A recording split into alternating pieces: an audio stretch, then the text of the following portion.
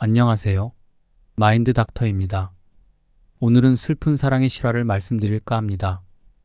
강원도 홍천 내면은 전국에서 가장 면적이 넓은 면소재지입니다. 이곳에는 작고 이쁜 내면 성당이 있고 내면 고등학교도 있습니다. 이 학교에는 슬픈 이야기가 전해져 내려옵니다.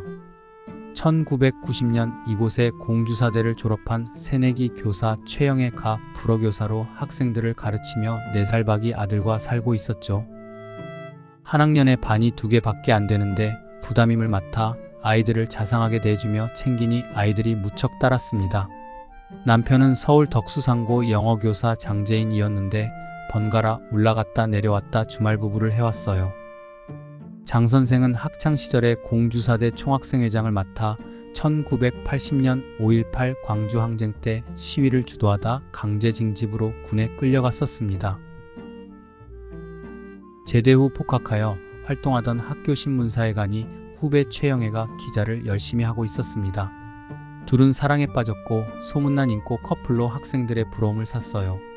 사랑하는 아들 호를 얻고 제자들을 가르치고 있는 두 사람은 비록 떨어져 있지만 행복했습니다. 1990년 9월 2일 장마로 억수같이 쏟아지는 비 속에 최 선생과 아들 호는 서울로 아빠를 만나기 위해 시외버스를 탔어요. 차는 강원도와 경기도의 접경인 섬강 다리를 과속으로 지나다 빗길에 미끄러져 수십 미터의 강물로 떨어졌습니다. 28명 중 24명이 사망한 참사였습니다. 강물로 헤엄쳐 나왔던 최 선생은 안고 있던 아들이 없는 것을 알고 다시 강물에 뛰어들었죠. 그리고 다신 나오지 못했습니다. 장재인 선생은 열흘 이상 강가에서 모닥불을 피우고 행여 꺼지지 않도록 혼신을 다하여 지키며 아내와 아들이 강에서 나와 자신을 찾아오도록 기다렸습니다. 사고 5일 후 아내의 시신이 발견되었고 그 후 8일 만에 또 아들이 주검인 채로 강에서 나왔습니다. 보름 동안 섬강변을 밝히던 모닥불은 쓰러졌습니다.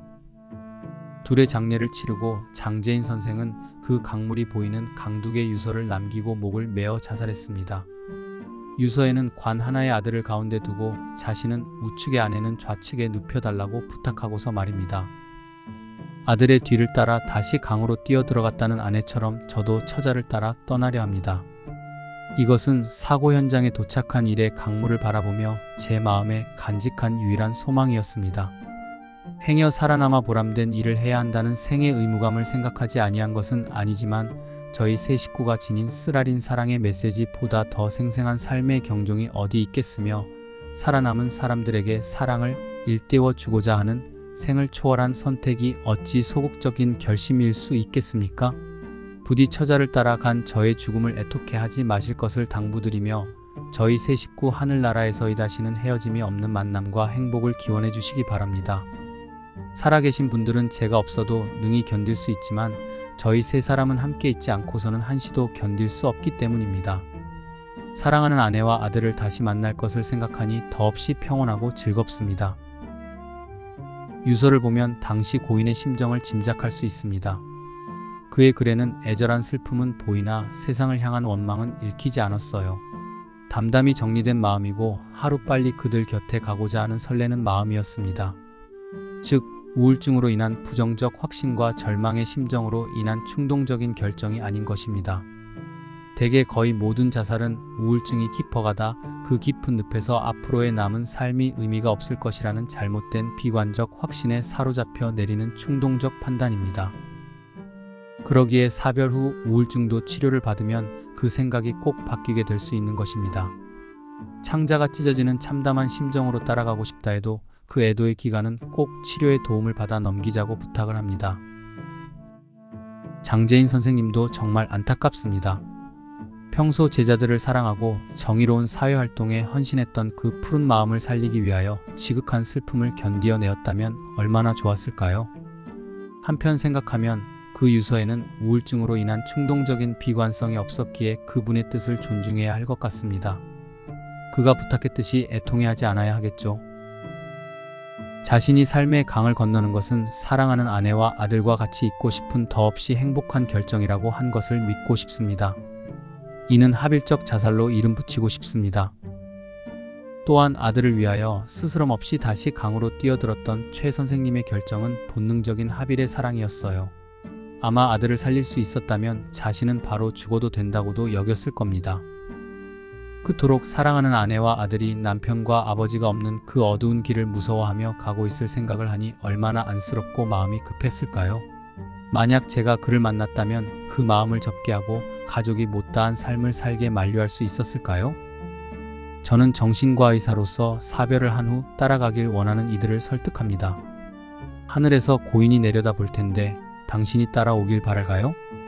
아직 땅에 있는 우리는 육신이 소멸되고 영혼으로 돌아간 그이가 불쌍하지만 정작 그는 우리를 안쓰러워한다는 걸 아세요? 영혼이 되어 떠나왔던 곳으로 되돌아가면 이승에서의 삶에서 숙제를 다 못한 아쉬움은 있지만 아주 평온하다고 합니다. 계속 고해의 살을 헤엄쳐야 하는 우리를 불쌍하게 보는 초월의 마음이기에 따라오길 것을 바라지 않습니다. 이렇게 전 우울한 그들을 말립니다. 그러니 여러분 따라가지 말고 남은 운명을 사십시오. 양쪽 부모님께 죄송한 마음으로 유서를 쓰고 준비하는 그의 모습을 쫓아 소설로 쓴 작가가 있습니다. 소설가 조혜인님은 이들의 사연을 섬강에서 하늘까지 라는 소설로 완성했습니다. 그들의 삶을 쫓아가며 모습과 언어를 수집하여 재현한 것이죠. 작가의 슬프고 애통했던 마음도 짐작이 됩니다. 작가란 직업이 특히 르포를 작품으로 만들 때에는 인간의 사랑과 고통에 대한 공감과 자비에서 출발한다는 생각이 듭니다. 이 작품은 동명의 영화로도 만들어졌습니다. 1992년 유진선 감독, 이경영, 김미현 주연이었죠. 장재인 선생은 시인이기도 했습니다. 20대의 세상의 모진 경랑을 겪고 감당하기 힘든 현실에 대한 대응 방식으로 문학을 하게 되었겠지요. 그들의 명복을 빕니다. 그가 당시에 썼던 사랑이란 시의 전문을 읽어보며 마치겠습니다. 감사합니다. 마인드 닥터입니다. 그대여 지금 여긴 마른 바람이 종일 덜컹거린다.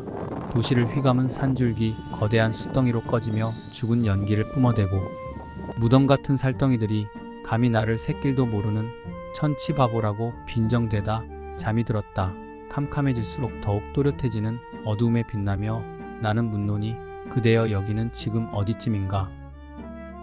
이 영상을 지인들과 공유해주세요. 마인드 닥터는 마음의 치유와 평온을 돕습니다.